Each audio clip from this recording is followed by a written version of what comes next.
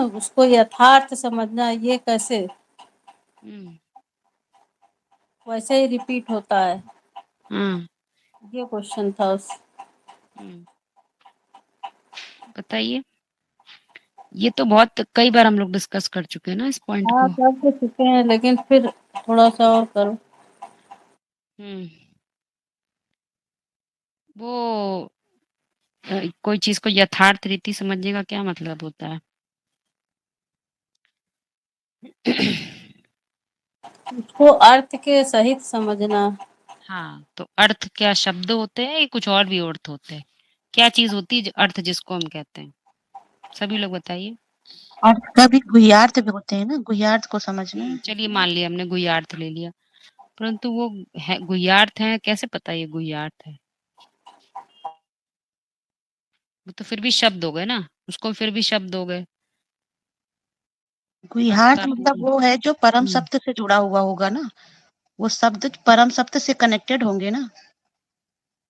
ठीक है मान लिया हमने, परंतु फिर भी यथार्थ अर्थ क्यों बोलते हैं? किसी चीज का यथार्थ अर्थ क्यों बोलते हैं? और कोई आंसर किसी का?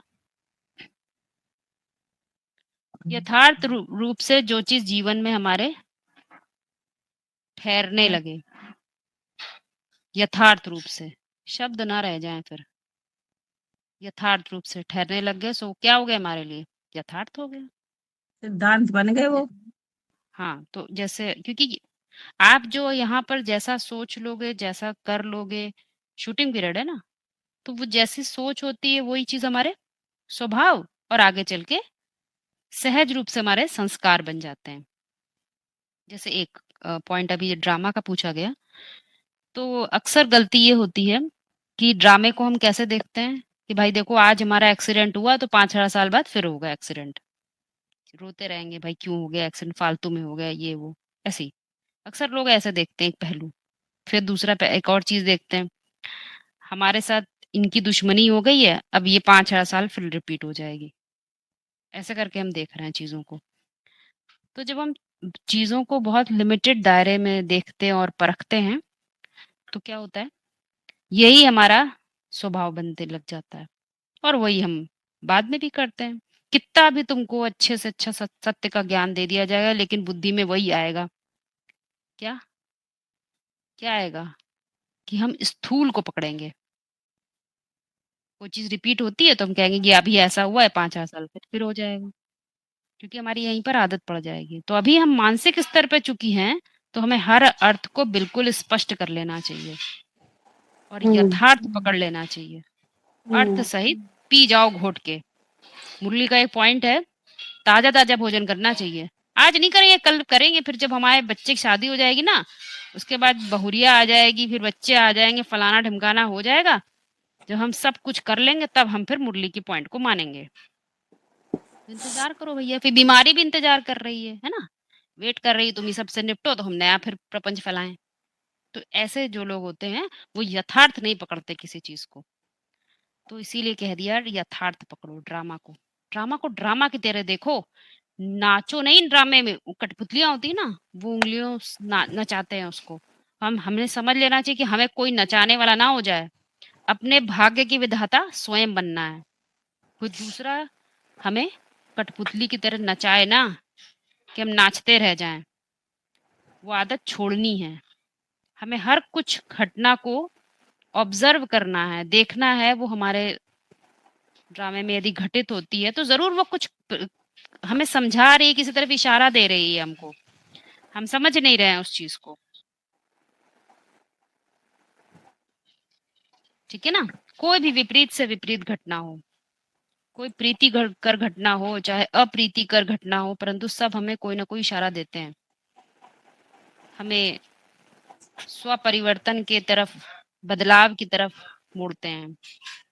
तो इसी तरह से जब हम ड्रामे को एक्यूरेट देखने लगेंगे, क्योंकि ड्रामे को ड्रामे के अंदर नहीं देखा जाता है, कोई एक्टर हो और वो एक्टिंग कर रहा हो, उस समय वो कोई बूढ़ा व्यक्ति बना हो, किसी का पिता बना हो, बीमार आजार बना हो, तो क्या वो बीमार है, क्या वो बूढ़ा है, ऐसा है क्या, वो गरीब है?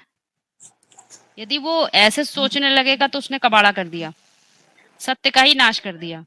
ड्रामे को ड्रामे की तरह तुम तब देखोगे जब तुम ड्रामे से बाहर होगे, ड्रामे को ड्रामे की तरह तुम तब देखोगे जब तुम ड्रामे से बाहर होगे। एक्टिंग करते हुए देखोगे अपने आप को। आप शरीर छोड़ देते हैं, ड्रामे में आपका पार्ट पूरा हो जाएगा, काम खत्म हो जाएगा, तो क्या आप रह जाएंगे वहां पर? क्या आप दूसरे आगे बढ़ गए अगले पार्ट के लिए? वो पार्ट का कुछ जिंदगी या कुछ रह जाएगा क्या, कि पार्ट कहीं रहेगा कुछ? तो पार्ट तो सब खत्म हो गया ना, पार्ट तो वैसे ही विनाशी है। मुख्य बात क्या रह जाता है? रहता है सिर्फ हीरो पार्ट।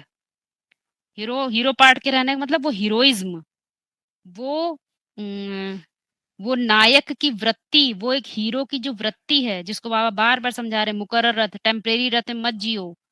टेम्परेरी रथ आज है कल नहीं रहेगा, मुकर्रर रथ को पहचानो। तो वो ये सब बातें क्यों कहते हैं? क्योंकि वो तो है आज, जितना दिख रहा है प्रपंच बड़ा बड़ा, ये वो फलाना ढिमकाना, एक सेकंड नहीं लगेगा। जो जो जाएगा उसकी स्मृति लाओ।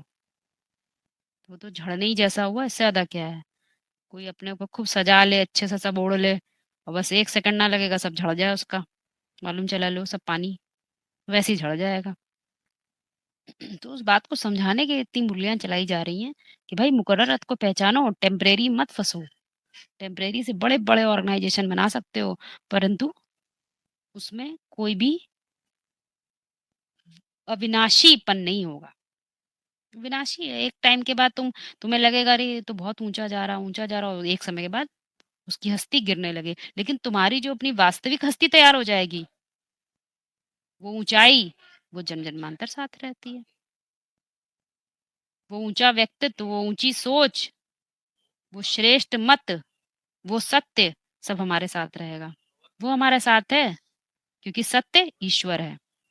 सत्य चित्त आनंद स्वरूप। तुम्हारे चित्त में क्या जाएगा? तुम्हारे चित्त में धोखा फरेब चला गया, मुरली के आधे पॉइंट को माना, आधे पॉइंट को नहीं माना, तो मुरली में क्या बोला है? वो कौन है? उनको राम संप्रदाय समझो या रावण संप्रदाय समझो? रावण संप्रदाय समझो। राम संप्रदाय कहाँ? वो तो एक बात को तुरंत घोट के पी जाते हैं, फिर उसमें वो नहीं करते, देरी नहीं करते।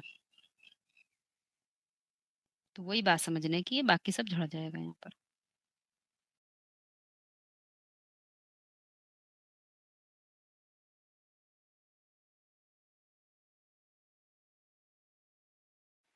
ठीक है, बाद में बढ़िया। ठीक है। माया और उसकी सहयोगिनी शक्ति की बात हुई थी। रावण और उसकी सहयोगिनी शक्ति, है ना, ये सब पॉइंट्स हो रहे थे। तो क्या कहते हैं सहयोगिनी शक्तियां क्या हैं? क्या है सहयोगिनी शक्ति? इसके इसको हम लोग सहयोगिनी बोलते हैं। योग सहित रहती हैं क्या? भाई तुम्हारी बुद्धि का जहां योग है, सब शक्तियां उसी योग के अनुसार ही तो चलेंगी, चाहे अच्छी हो और चाहे फिर बुरी हो। समझिएगा, प्रैक्टिकल एग्जाम्पल दे रहे हैं। जैसा पुरुष होता है, पुरुष की धरनी वैसी सिलेक्ट हो जाती है। पुरुष में तमस भरा है तो उसकी धरनी कैसी है? अपरा प्रकृति। पुरुष में ही द्वैत है तो प्रकृति भी द्वैतवादी। पुरुष में अंदर सत्य है, चित्त में सत्य भरा हुआ है, तो उसकी प्रकृति कैसी होगी? परा प्रकृति, लक्ष्मी जैसी प्रकृति उसकी। तो सहयोगिनी शक्ति कुछ अलग से नहीं चीज है, उसको समझिए कि वो उसको तुम उसके योग में, उसका बुद्धि रूपी जहां योग जुड़ा हुआ है, वैसे ही वो उसको सहयोग देती है। उसकी प्रकृति है, रचना है। रचना उससे ऊपर नहीं हो जाती है, रचना हमेशा उसके अंदर रहती है। पर वो जब पुरुष ही नीचे गिर जाए, पुरुष ही अपने आत्मिक स्थिति से पूरा पूरा देह की स्थिति में आ जाएगा, तो क्या होगा? फिर धरनी कैसे हो जाएगी? नरक बनाने वाली होगी कि स्वर्ग की रचना करने वाली होगी? नरक बनाने वाली हो जाती है। इसीलिए रावण के साथ क्या दिखाई है? मंदोदरी। 10 प्रकार की बुद्धियां काम करेंगी। प्रैक्टिकली समझिएगा इन बातों को। जब 10 प्रकार की बुद्धियां काम करती हैं, तो कैसी शक्ति काम करेगी आपके अंदर से? वो कैसी चाहिए शक्ति होगी? बुद्धि रूपी पेट मंद होगा। आप किसी से तो कहेंगे कि भाई देखो मैं तो बहुत ज्ञानी हूँ, मेरे पास तो ये ज्ञान है, इतना बड़ा आध्यात्मिक ज्ञान पढ़ता हूँ, सुनता सुनाता हूँ, पर तुम्हारे अंदर वो शिव की शक्ति नहीं बोलेगी, क्योंकि शिव तो है ही नहीं, शव ही शव है। दैहिक परिभाषाओं में सारे काम कर रहे हो तो 10 प्रकार की बुद्धियां हैं, तो शिव कहाँ काम करेगा, शव काम कर रहा है। बड़ा बड़ा वो दिखावा पोस्टर है, फलाना मेरा ऑर्गेनाइजेशन इतना बड़ा है, इतने लोग हैं मेरे साथ, ये है वो है, सब कुछ होगा, पर तुम नहीं होगे, क्योंकि वहां पर शिव का अस्तित्व नहीं है। बस मुख्य बात यही समझनी है, जब शिव का अस्तित्व होता है तो सहयोगिनी शक्ति शिव शक्ति कहलाती है। और जब रावण है, रावणियत यानी 10 प्रकार की बुद्धि काम करने वाली होती है, तो जो फीमेल होती है, सहयोगिनी शक्ति होती है, उसका क्या बोल देते हैं ना, मंद है उधर जिसका, उसके अंदर शक्ति नहीं होती। बोल देगी हाँ भाई सच्चाई तो उधर है, परंतु फिर भी असमंजस में रहेंगी, करें ना करें। हाँ मुरली में तो ये बोला है, परंतु हम कर पाएंगे नहीं कर पाएंगे, आधे गिरे आधे पड़े, ऐसी शक्ति, ये शक्ति शिव शक्ति होती है क्या? शिव शक्ति तो वो होती है जो कोई ना कोई बदलाव कर दे। अरे जो अपने में ही बदलाव नहीं कर सका, वो दूसरों में क्या बदलाव करेगा? बात समझ में आ रही ना? तो दोनों आपस में कनेक्टेड हैं। 10 प्रकार की बुद्धि हो गई रावण, और 1 प्रकार की बुद्धि है राम। द्वैतवाद से शुरू होता है रावण, रावणियत, और द्वैत समाप्त होता है तो अद्वैत शुरू होता है, और अद्वैत है राम। रमेते योगिनो यस्मिनिति रामः। वैसे जब इसको प्रैक्टिकल में आप देखने लगे, अप्लाई करिए, जितना ज्ञान को अप्लाई करेंगे बढ़ेगा, तो आप देखोगे, आपको दिखाई देगा कि ये ऐसी घटना बिल्कुल एकदम एक्यूरेट ये दुनिया से चल रही है। रावण की बुद्धि है इसलिए ऐसी शक्ति है आज, नहीं तो शिव शक्ति होगी।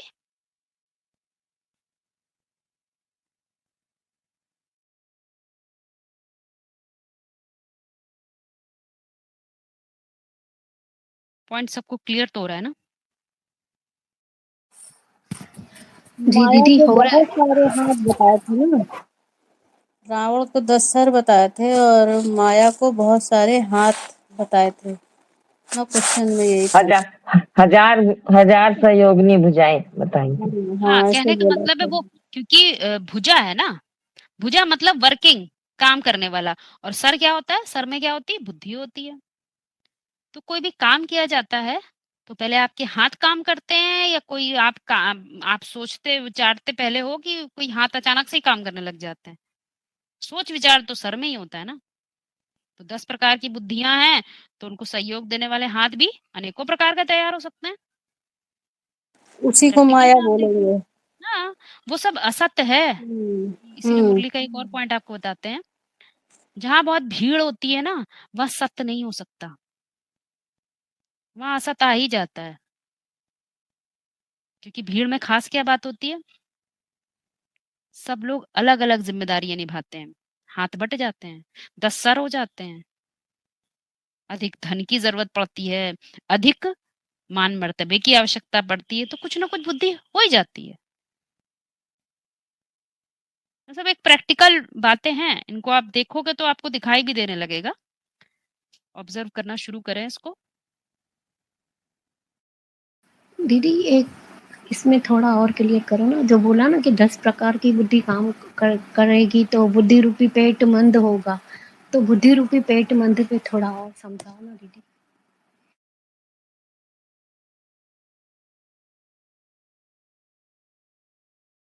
हाँ, पेट मंद होना मतलब उस चीज में शक्ति ना होना। मंदोदरी का जो व्यक्तित्व दिखाया वो कैसा दिखाया है? कमजोर बुद्धि वाली। हाँ, मतलब उसके अंदर शक्ति नहीं थी। बुद्धि को ना ले, यहाँ पर शक्ति ले। वो सत्य को जानने के बावजूद भी क्या करती थी, साथ किसका देती थी? रावण द्वैतवादी का। रावण का साथ देती थी। हाँ तो वो तो शिव की शक्ति नहीं है ना। इसीलिए तो कहेंगे कि शक्ति मतलब देखिए, उसके अंदर। शक्ति जो होती है वो अंदर से आती, आत्मा का बल है ये। शक्ति जो है आत्मा, तो आत्मा समझोगे तो वो बल आएगा ना। तुम आत्मा समझोगे ही नहीं, आत्मिक स्थिति में रहोगे ही नहीं, तो बल पैदा होगा क्या? इसीलिए कहते भी हैं, जो फीमेल होती है वो मेल की शक्ति होती है। बात समझिएगा, शक्ति है वो। तो जहां अब मेल बैठा है दूसरे मंजिल पर, तो शक्ति भी वैसी ही, उतनी ही शक्ति। ऊंची स्टेज ऑफ माइंड में है तो आत्मा की ऊंची स्थिति में है तो वैसा ही आत्मबल है। दीदी इसका मतलब ये हुआ ना कि बुद्धि में सत्य बैठा, समझे, समझ भी गए कि है, लेकिन उस पे चले नहीं, अमल नहीं किया, प्रैक्टिकल में लाए नहीं, तो फिर हम भी मंदबुद्धि हो गए ना, मंदोदरी की तरह। वो तो ऐसे वही बताया ना, द्वैतवाद और द्वैतवाद। जो अद्वैतवाद को पकड़ेगा वो जिएगा भी ना, कैसे बिना जिए रह सकता है? कुछ पकाया होगा आपने अच्छा सा, है ना, योग भट्टी में कुछ ताजा ताजा पकाया होगा, मक्खन बनाया होगा, तो क्या खुद खाने से वंचित रह जाएंगे? देखा कभी कोई ऐसा व्यक्ति खुद बहुत शानदार चीज कोई नया सब निकाले और इंतजार